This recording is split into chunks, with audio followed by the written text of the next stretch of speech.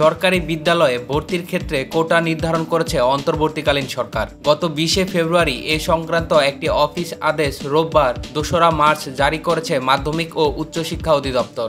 আদেশ বাস্তবায়নে স্কুল ও কলেজ অধ্যক্ষের নির্দেশনা দেওয়া হয়েছে। জুলাই যোদ্ধাদের পরিচয়পত্র দেওয়া হবে। তারা পরিচয়পত্র প্রদর্শন করে সরকার কর্তৃক বিভিন্ন সুবিধা পাবেন। এখন পর্যন্ত জুলাই গণঅভ্যুত্থানে 834 জন শহীদের তালিকা গেজেট আকারে প্রকাশ করেছে সরকার।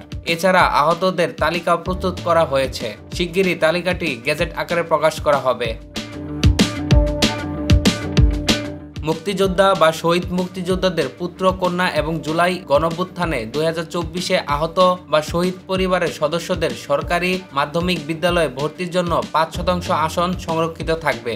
এতে বলা হয়, মুক্তিযোদ্ধা বা শহীদ মুক্তিযোদ্ধাদের পুত্র কন্যা এবং জুলাই গণঅভ্যুত্থান 24-এ আহত বা শহীদ পরিবারের সদস্যদের আসন নির্ধারণের ক্ষেত্রে সংশ্লিষ্ট প্রমাণপত্র বা গেজেটের সত্যায়িত কপি আবেদনপত্রের সঙ্গে সংযুক্ত করতে হবে এবং ভর্তির সময় মূল কপি প্রদর্শন করতে হবে।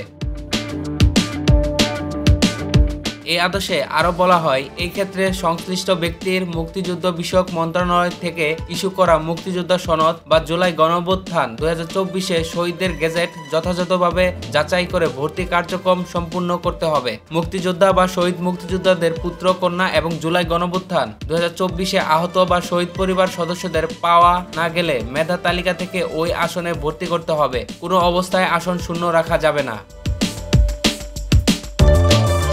ছাত্র জনতার গণঅভ্যুত্থানে আহত 1401 জনকে জুলাই যোদ্ধা হিসেবে স্বীকৃতি দিয়ে গেজেট প্রকাশ করেছে সরকার। অতি গুরুতর আহত 493 জনকে ক শ্রেণীতে এবং গুরুতর আহত 908 জনকে খ শ্রেণীতে রেখে এই গেজেট প্রকাশিত হয়েছে। শুক্রবার এই গেজেট প্রকাশ করে মুক্তিযোদ্ধা মন্ত্রণালয়। আহতদের ধরনভেদে ছোট ঘ শ্রেণী তালিকা প্রকাশ করবে মন্ত্রণালয়। গেজেটে আহতদের মেডিকেল কোর্স আইডি, নাম, পিতামাতার নাম এবং স্থানীয় ঠিকানা প্রকাশ করা হয়েছে।